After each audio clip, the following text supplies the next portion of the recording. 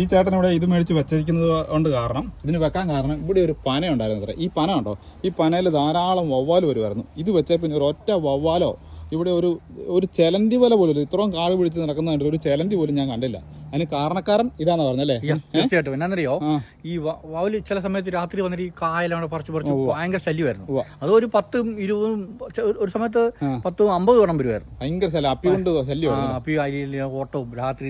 ഞാൻ ചില സമയത്ത് ഡ്യൂട്ടി കഴിഞ്ഞ് വരുമ്പോൾ രാത്രി ഉറങ്ങാൻ പറ്റത്തില്ല. 12 മണി ആകുമ്പോഴത്തേക്കാണ് വരുന്നത്. അന്നത്തേക്ക് ഭയങ്കര ശല്യം.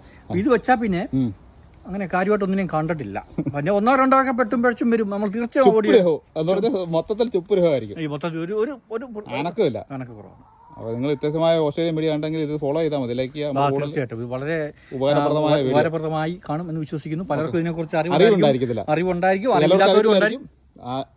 അതെങ്കിൽ ക്ഷമിക്കുക. നിങ്ങൾക്ക് അറിയാം, നമ്മൾ ശല്യപ്പെടുത്തിയെങ്കിൽ നിങ്ങൾ വിട്ടുകളയാം. ഇതിനെക്കാളും താങ്ക് യു.